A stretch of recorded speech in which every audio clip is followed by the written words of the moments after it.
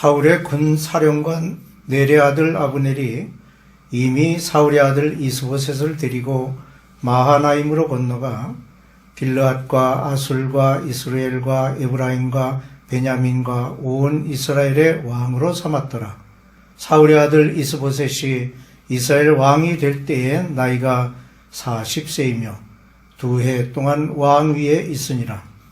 유다 족속은 다윗을 따르니 다윗이 헤브론에서 유다 족속의 왕이 된 날 수는 7년 6개월이더라. 다윗이 유다 족속에 의해 왕으로 추대되자 사울의 군 사령관이었던 넬의 아들 아브넬은 살아남은 왕자 이스보셋을 이스라엘의 왕으로 세웠습니다. 그리하여 이스라엘은 비록 일시적이었지만 두 나라가 양분되어 결국 서로 군사적 충돌이 있게 되었습니다.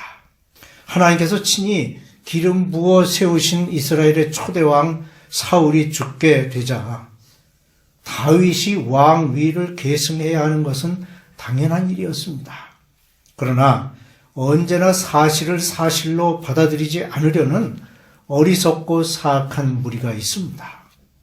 다윗 시대에 그런 사람이 있었으니 바로 사울의 군 사령관인 넬의 아들 아브넬이었습니다. 그는 이스보셋이 사울의 아들이라는 것을 구실로 그를 이스라엘의 왕으로 세우고 다윗을 대적하였습니다. 그런 아브넬의 사악함 그리고 그로 인해 벌어지는 피해를 오늘 말씀을 통해서 볼 수가 있습니다. 우선 아브넬은 사악했습니다. 하나님께 불순종하고 하나님께서 친히 기름 부어 세운 다윗을 핍박하던 사울은 비참하게 죽었습니다. 그리고 사울이 그렇게도 핍박한 다윗은 하나님께서 함께 하심으로 점점 더 흥왕해 갔습니다. 이런 상황 속에서 아브넬은 사울의 아들 이스보셋을 이스라엘의 새로운 왕으로 옹립하였습니다. 아브넬이 이스보셋을 이스라엘의 왕으로 세웠다는 사실 속에서 우리는 그의 사악함을 발견하게 됩니다. 즉 누가 보아도 다윗이 당연히 이스라엘의 왕이 되어야 했음에도 불구하고 그는 마치 자기가 사울의 가장 충성스러운 신하여 이스라엘 왕정의 정통성을 이어가는 사람인 것처럼 사울의 아들을 이스라엘의 왕으로 세우고자 나선 것입니다.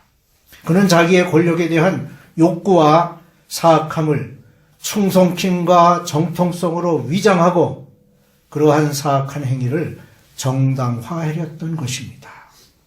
오늘날에도 아브넬과 같이 순리를 영리로 바꾸면서 자기가 옳다고 주장하는 사람들이 많이 있습니다.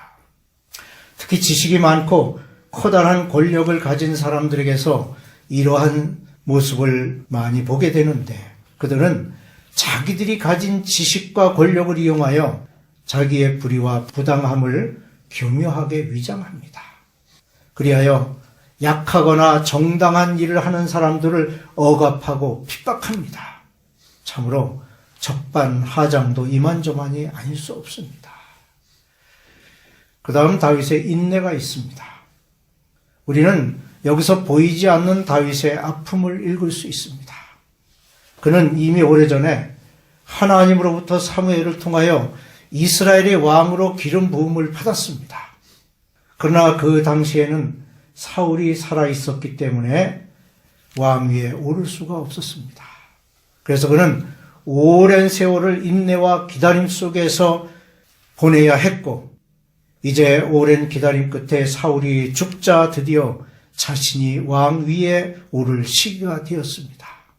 하지만 그는 사울의 아들 이스보셋과 그의 추종자 아브넬로 인하여 또다시 인내의 세월을 보내야만 했습니다. 그런데도 다윗은 그것으로 인해 노하거나 괴로워하지 않았습니다. 그는 참으로 인내할 줄 아는 신앙의 사람이었습니다. 우리는 종종 신앙생활을 하면서 하나님의 축복의 말씀이 이루어지지 않으므로 애태우는 때가 있습니다. 그러나 그것은 축복의 약속이 소멸된 것이 아니라 우리로 하여금 인내의 신앙을 갖도록 하나님께서 약속의 성취를 지연시키시는 것입니다. 우리가 조금만 더 참고 기다린다면 다윗의 경우를 통해서 보는 것과 같이 하나님께서는 차근차근 순리대로 그 약속의 말씀을 이루어 가실 것입니다. 한편 이스보셋은 연약한 자였습니다. 사울과 요나단을 비롯한 용장들은 이미 싸움에서 모두 죽었습니다. 하지만 한참 활동할 수 있는 나이인 40세에 몸이 약하여 전쟁에 참가하지 못하고 남아있던 자 중에 하나가 이스보셋이었습니다. 이스보셋은 자기의 주장 하나 제대로 펴지 못하는 자였습니다. 이어지는 말씀 3장 11절에 이스보셋이 아브넬을 두려워하여 감히 한마디도 대답하지 못하리라는 말씀에서 보듯이 군사령관 아브넬을 다스리기보다는 그를 두려워하며 그의 조종을 받는 자였습니다. 결국 그는 아브넬의 사악한 꾀에 빠져 사악한 무리의 우두머리가 된 것입니다. 이렇듯 항상 약한 자들은 사악한 자들의 이용의 대상이 됩니다. 이것은 마치 사악한 아말렉이 피곤하여 뒤에 처져 있는 이스라엘을 공격했던 것처럼 사악한 무리들은 약한 자들을 골라 자기들의 목표물로 삼습니다. 그러므로 성도들은 자신의 입지가 약해졌을 때 더욱 조심하고 하나님을 의지하는 믿음을 가져야 하겠습니다. 결국 아브넬이 패배하였습니다. 드디어 싸움이 시작되었습니다. 그러나 사악한 아브넬은 전쟁을 하나의 장난으로 여기고 즐겼습니다. 아브넬이 요압에게 이르되 원하건대 청년들에게 일어나서 우리 앞에서 겨루게 하자. 요압이 이르되 일어나게 하자는 말을 주고받습니다. 전쟁에 임한 장군으로서 이 얼마나 가볍고 방자한 제안인지 어이가 없습니다. 결국 그는 이 싸움에서 패하고 말았습니다. 17절에 그날의 싸움이 심히 맹렬하더니 아브넬과 이스라엘 사람들이 다윗의 신복들 앞에서 패하니라. 이렇게 가볍고 거만한 장수가 어찌 전쟁에서 승리할 수 있겠습니까? 결국 이러한 그의 패배는 앞으로 있게 될 그의 처참한 죽음을 예견한 것이기도 합니다. 우리는 그의 패배에서 두 가지 교훈을 얻게 되는데, 하나는 사악한 무리는 그 과정이 어떠하든지 종국에는 반드시 파멸로 끝나게 된다는 것이며, 또 하나는 아무리 힘이 세고 전쟁에 능한 자라도 겸손하지 못하며 방자하고 교만하여 그 전쟁은 반드시 패배로 끝난다는 것입니다. 그러므로 항상 주님 앞에서 순전하고 또한 겸손히 행함으로 늘 승리하는 성도가 되어야겠습니다. 이어지는 말씀에는 아브넬과 아사헬의 대결 장면이 나옵니다. 이 말씀은 훗날 요압이 아브넬을 암살하는 원인이 된 사건으로 아브넬이 요압과의 싸움에서 패하여 도망할 때 자신을 쫓아오던 요압의 동생 아사헬을 죽인 사건입니다. 아사헬이 보인 모습은 무엇입니까? 우선 그는 매우 빠른 사람이었습니다. 그는 태어나면서부터 빠른 발을 가지고 부지런히 자기의 할 일을 찾아다닌 사람이었습니다. 그리하여 자기의 빠른 발을 가지고 패하여 도망하는 적장 아브넬을 추격하였습니다. 비록 아사헬이 힘으로나 전쟁 능력으로 아브넬의 적수가 되지는 못했지만 아브넬을 당황하게 했을 것입니다. 아브넬은 자기를 추격하는 아사헬을 향하여 외칩니다. 너는 왼쪽으로나 오른쪽으로나 가서 청년 하나를 붙잡아 그의 군복을 빼앗으라. 하지만 아사헬은 그의 이러한 제안을 받아들이지 않고 빠른 발걸음으로 아브넬을 쫓았던 것입니다. 이와 같이 그는 최선을 다했습니다. 결국 아브넬에게 죽임을 당하게 되는데, 이것은 어느 거로 보나 만영으로 경망스러운 행동을 보인 것입니다.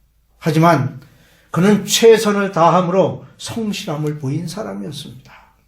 성경은 그의 행동에 대해서 아사헬이 아브넬을 쫓아 달려가되 좌우로 치우치지 않고 아브넬의 뒤를 좇으니 라고 기록하고 있습니다. 즉 그는 적당한 지점에서 타협하지 않고 자기가 정한 목표를 향해 끝까지 나아갔던 것입니다. 그리고 아사헬은 죽음을 두려워하지 않는 사람이었습니다.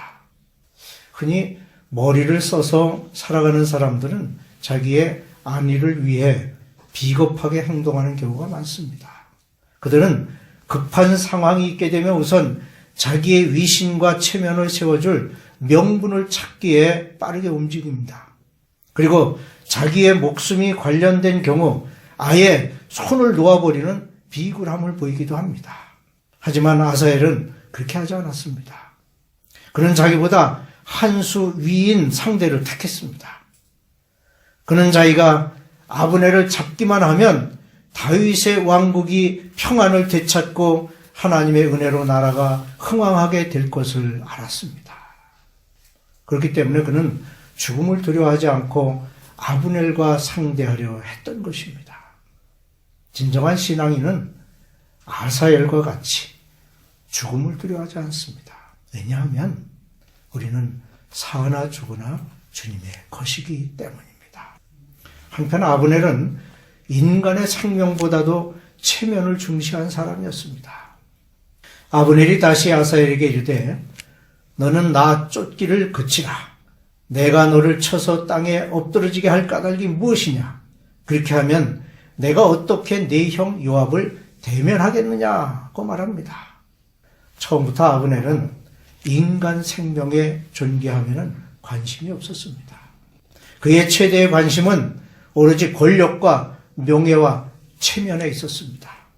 그가 이스보셋을 이스라엘의 왕으로 세울 때부터 그는 정의나 평화, 생명의 존엄성에는 아무런 관심이 없었습니다. 그리하여 이 말씀에서도 보듯이 그가 아사헬의 목숨을 살려주려 하였지만 그 의도는 인간의 목숨이 귀하다거나 아사헬이 아직 어림으로 장래가 촉망된 젊은이라는 생각에서가 아니었습니다. 그는 단지 아사헬의 형 요압과의 친분 관계 때문에 그를 살려주려 했을 뿐입니다. 오늘 우리는 이러한 종류의 사람들을 많이 보게 됩니다. 그들은 사회의 질서, 정의, 인간의 존엄성보다는 자기의 유익이나 체면에 더 많은 관심을 두고 거기에 민감하게 반응하는 자들입니다. 그들은 결국 아브넬과 같이 종국에는 파멸의 구렁텅이로 빠지고 말 것입니다. 또한 아브넬은 상황에 재빨리 타협한 사람입니다. 그는 아사헬이 몇 번이나 자기 말을 듣지 않자 기다렸다는 듯이 아사헬을 창으로 찔러 죽였습니다. 결국 그가 아사헬에게 권한 말들은 아사헬을 찔러 죽게 하는 행동을 정당화하기 위한 것이었습니다. 그는 자기도 아사헬을 살리기 위해 할 만큼 했다고 요압과 주변 사람들에게 핑계를 대고 싶었던 것이죠. 그는 확실히 상황을 잘 읽는 사람이었습니다. 자기의 유익을 위해 그 상황에서 어떻게 행할 것을 잘 알았습니다. 하지만 이처럼 아사헬이 불쌍하게 죽어간 것 같이 결국 아브넬도 비참한 최후를 맞게 됩니다. 하나님의 정의를 저버리고 불의를 행하는 자는 비참한 최후를 맞게 된다는 것이 바로 하나님의 공의와 진리인 것입니다. 우리는 얼핏 아사헬의 행동이 무모했다고 볼 수도 있습니다. 하지만 그의 행동은 이제 사울 왕이 죽고 순리대로 다윗이 이스라엘의 왕이 되었다면 이스라엘의 평안함이 임하고 그 나라가 하나님께서 함께 하심으로 융성하게 될 수 있는 상황에서 다시 이스라엘을 어지럽게 하고 어렵게 만든 주범인 아브넬을 어떻게 하든 없애야 하겠다는 마음으로 나섰던 일의 결과였습니다. 아브넬이 그 싸움에서 살아남음으로써 이스라엘 나라가 양분되어 하나가 되지 못했고 7년 반의 세월이 지나 다윗을 인정하는 모든 지파 지도자들에 의해 다윗을 하나된 이스라엘의 왕으로 세움으로 그 나라가 든든히 세워지는 데 기초가 되었던 것입니다. 어느 시대나 개인의 영달과 명예를 위해 다수를 희생시키는 사악한 사람들이 있습니다. 일시적인 부귀와 권력을 누리며 세상에서 큰 소리치며 살 수는 있지만 결국은 패망하는 길로 가고 만다는 것을 우리는 역사적 교훈으로 알고 있습니다. 하나님의 뜻을 알고 행하는 것이 순리를 따르는 길입니다. 이러한 순리의 길을 알고 따라 행하는 성도가 되시기를 주님의 이름으로 축원합니다.